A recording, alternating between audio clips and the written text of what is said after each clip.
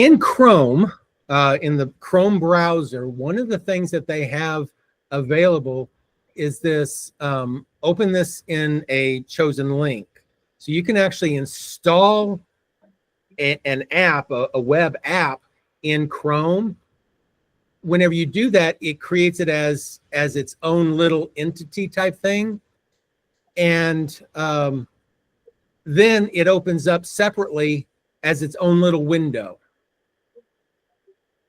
So you can have, have this multiples of these loaded at the same time. It's going to use more memory on your computer, but it's certainly something that is accessible and available to you.